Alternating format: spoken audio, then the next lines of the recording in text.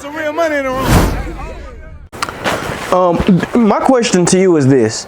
Do you think Kevin Spenser, knowing the type of guy that Charleston is, because he knows Charleston, you know what I'm saying? He knows that Charleston plays those games. Everybody knows that Charleston plays those games. When I say plays those games, I mean he's a law-abiding citizen. He pays his taxes. But you play a game, Charleston, that they can get other, you know, what you get done to you.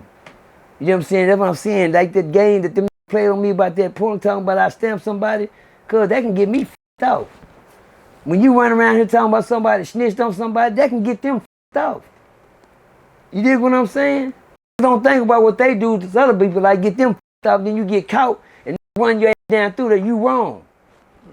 But see now, if something would have happened to me in the streets on your lie, on your story, Kevin Spenser, one of the biggest snitches that ever done. Kevin ain't snitched on nobody. Kevin did what he was supposed to do, just like everybody else was doing that was on the case file. They were doing cooperate so we can get us a lighter sentence.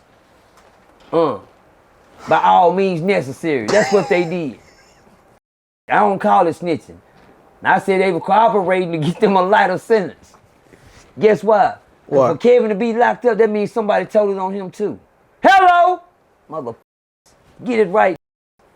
I always point the finger. He was snitching. He did all the snitching. He did all the telling. Where if everybody in there see what had happened, everybody got locked up, and the people made them think that everybody was pointing fingers. Wasn't nobody pointing fingers.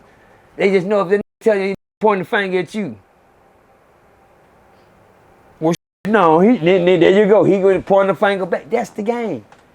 They pointing fingers at you. They ain't pointing out a motherfucking thing. Next thing you know, get the.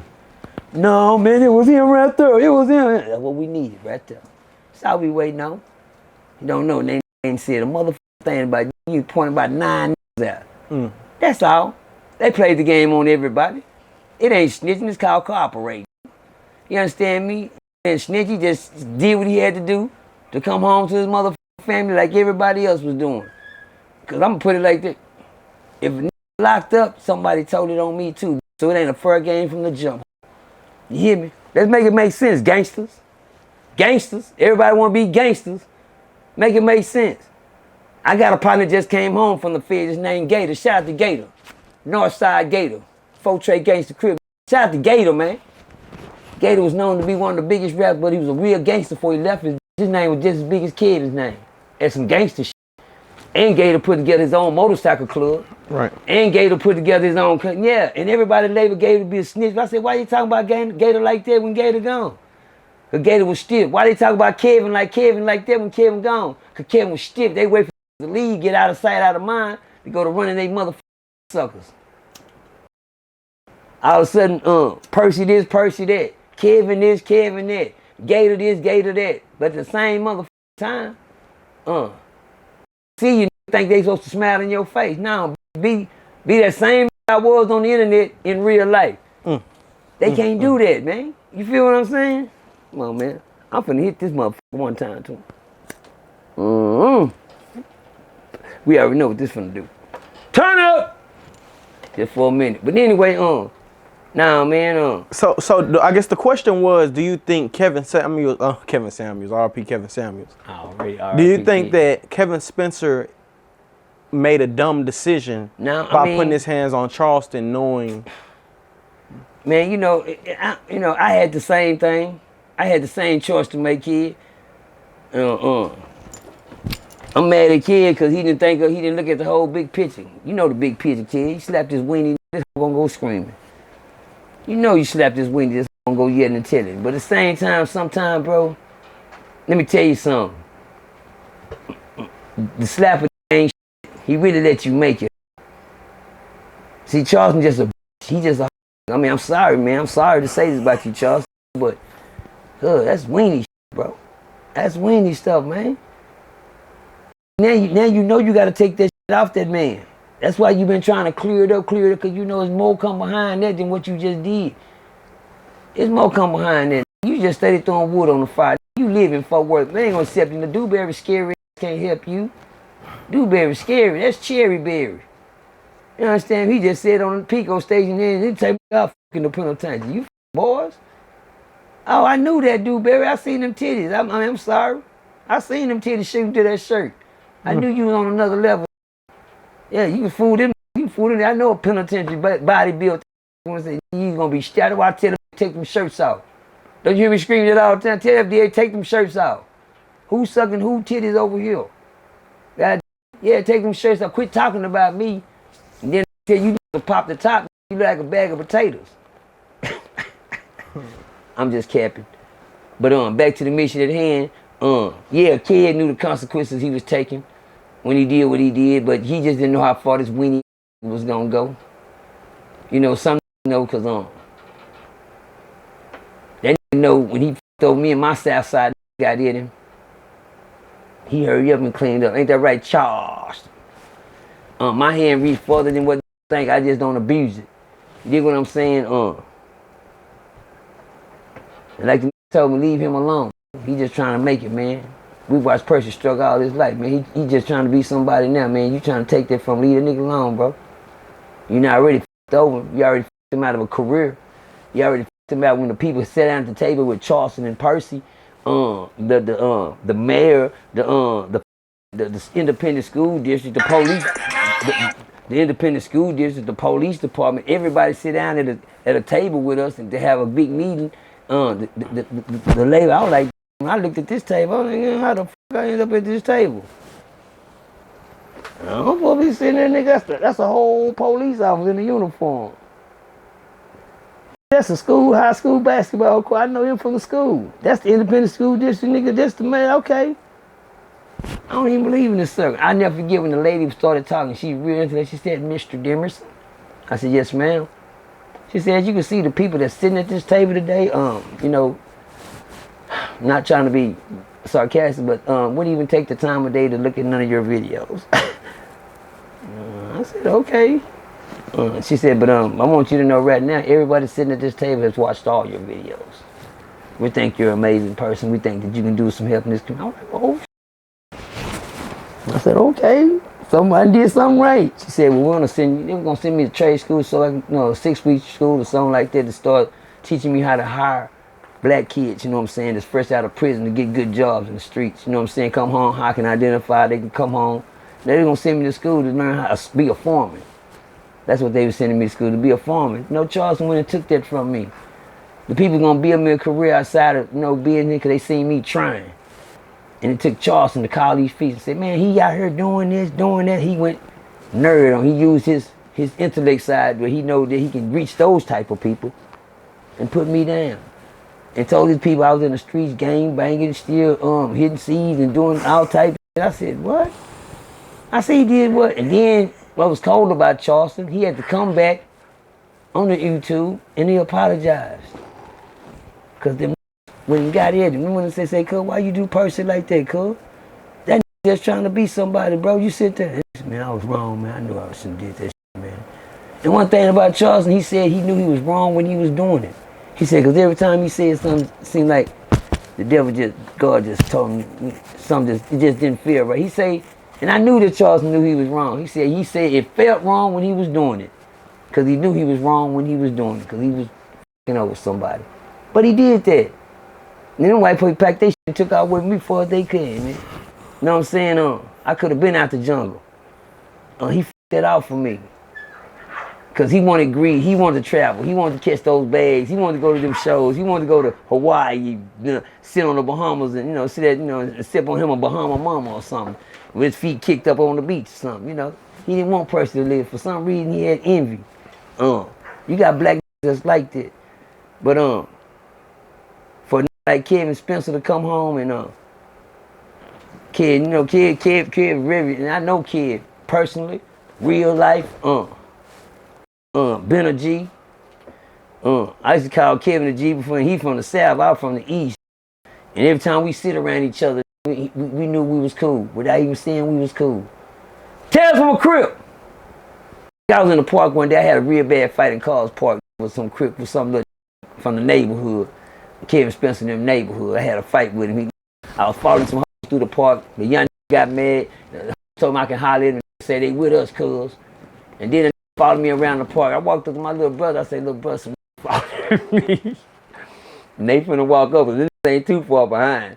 And I'll make sure I make it to me some help. Cause these about two So I get up there and tell the bus behind me, man, finna walk up store and some shit. Before I can say something, they had made it up on us. And I had a potty that was sitting there that my little brother's name was Monk. Shout out to Monk, man, Byron Pettis, man. Shout out to Byron Pettis. We call him Monk off Little John.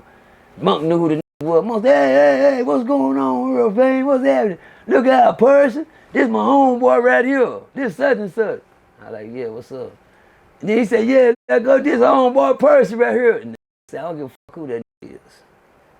I said, okay. Then Dad looked at my brother like, Dad. I said, I told you. They trying to start some shit. They try to start some shit, cool. And so on. Told Dave that, and then Dave like, yeah. So Dave gave me a look as brothers that we've been knowing brothers for a long time ago. When Dave gave me the look, I already knew what time it was. Dave said, well, know what that means? One's a twin power. You know, we thought we was the Varneric boys. I turned into the Varneric. You know what I'm saying? When I see Dave gave me the look, I said, Percy, you know what it is? Go ahead. Go ahead. And I told him, what's up? And the guy so bold, he said, don't kill you with it. Took his beer like he drunk it.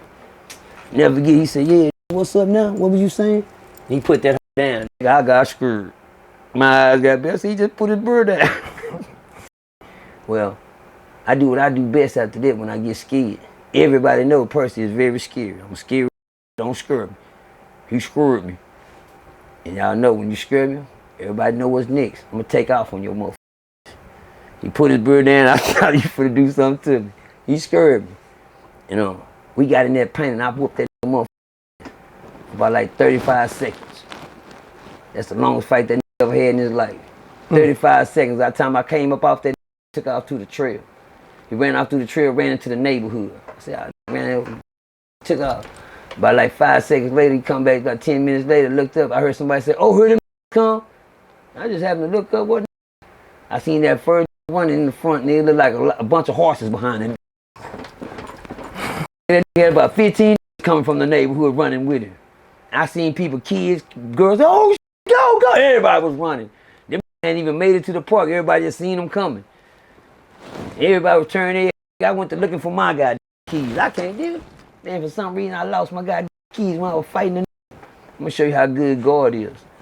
I took out walking, goddamn. I'm like, cuz I lost my keys. Tune, I'm fighting over here, getting with a guy and drop my keys. These coming people running. They think somebody, I'm thinking somebody going to get killed too. I'm trying to get the down there. Out of nowhere, I look down. My keys right on the ground. I was fighting way over there. Tune. By the time I looked down where I got to, my keys, what the fuck, God, ain't no good. Thank you, God. Grabbed my keys, jumped in the car to tear my ass. Make a long story short, the fight I had, I whooped that ass. I ran the ass down through there, just me by myself. Nobody helped me or nothing. I fought that ass. And the next thing you know, my little brother, my big brother AD had got stranded down there. And the neighborhood that surrounded my brothers. Shout out to my UC Benny, UC. From the neighborhood. He did something he never did. He went against the grain. He went against his own neighborhood to protect my brother now. And he said, man, you know, I went against the homies for that shit, because I almost, man, I lost. Ben, he watched out for my brothers. He said, but your brother AD, that squirrel. I said, I know it. AD ain't to be with. That man's a route. They don't give a damn about now. What's up? AD telling me whoever. No, now ain't the time for that. You need to try to get to some safe ground. Y'all in the south side of the neighborhood. But anyway, the outcome of that story was why I brung it up. At the end of the day, I had to go to the neighborhood to turn myself in. To the neighborhood. I had to go turn myself in the next day to the neighborhood.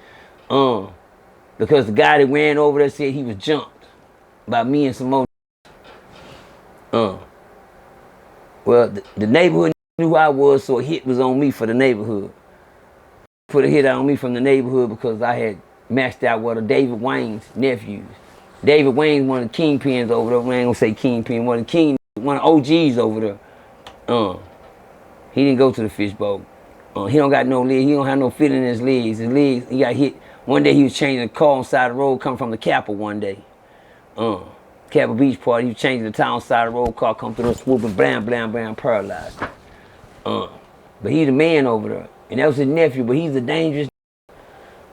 So I was trying to turn myself in. So me and Super Dave, early that morning, Dave said, what you gonna do? I was like, damn, my little brother gonna go, you gonna take me down there? He said, yeah, we gonna go down there together. You taking me down there to help me, or you just take me down there for the you know what I'm saying? What is it? My brother said, man, we're gonna go see what these talking about. I said, let's go.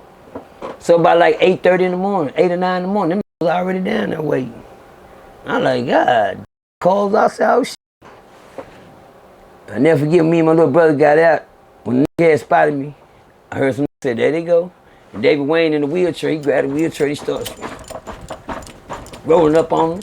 But when he got up on me, he had a gun in his lap. He had a big old 38 in his lap right there. Like, okay. I thought it wasn't no gun. Understand me? And he said, what's up? And he said, you jumped on my nephew. And he had about like 7 standing around him. And one of the was Kevin Spencer, Blue, Lala, some square business. The thing was, I had to come down there and fight. See, y'all, I've been a pull-up before the pull-up that they seen. Yeah, I came from the east side, came to Carl's Park to pull up to fight whoever I had to take care of because the nigga lied on me and said we jumped on him. I ain't jump on that. I knotted that face up so bad, it looked like he got jumped on by 15, 16. I know how to use these motherfucking knuckles. Beat a knot in between your eyes. You understand me? But to make a long story short, I told him what happened. I said, man, I seen some females in the park. This nigga right here tried to short-stop me. He got mad because the females wanted to talk to me. He wanted to do this. Then out of nowhere, Kevin Spencer said, I told y'all. I told you. I'm looking for Kevin because Kevin, I know he his #1 puncher. So if I had to do any punching, he was going to jump front line. But I know King Kev cool too. I never forget Kev say, I told you. He said, man, this right here do this shit all the time. He was talking from the neighborhood. He said, this star with everybody because he know we gonna come and protect him. Just like a little Charleston. Go somewhere knowing he got a lot of good, strong muscle behind him and go just dry stars. Well, that's what type of this was because he knew he could run to the neighborhood. That Kevin said, man, we had many fights in the club and behind this doing this same shit. And then when he said that you jumped on, he said, I know. And thank you, Kevin. Thank you, cuz, on Crip. Thank you. You saved the day that day, cuz, on everything, cuz. He said, like I said, I know Kid, but I didn't know him. We was gangsters, but we knew each other before we started talking and communicating with each other. He said, man, I know that nigga ain't gonna do no shit like that. He said, no, not for this. You don't need to jump on this. Kid said that, and I said, Kid saved me that day. He saved me that day because I went, but I walked into a death trap, homie. I walked into a death trap and didn't even know it, Tune. But Kevin Spencer saved me that day. But for Kevin, you know, to do all the time that he did down there doing what he doing and come home and let a like Charleston play him out of pocket. Let me tell y'all something. Salute Kevin Spencer. You the king of the city. You did what something scared you been doing what everybody in the world been scared to do. You the king of the city. Hello! Y'all talking about it. You just did what everybody in the world scared to do. Cause guess what, kid? They know what come behind it. They know what come behind it, but guess what? You knew what came behind it. Somebody had to take that chance. I couldn't take it. I had the chance to take it. I didn't take it. It showed me that I ain't gonna say you're a realer nigga than I am, but you took that chance that a lot of people wouldn't take on that. Shout out to Kevin Spencer. You the king of the city. For life. Boys.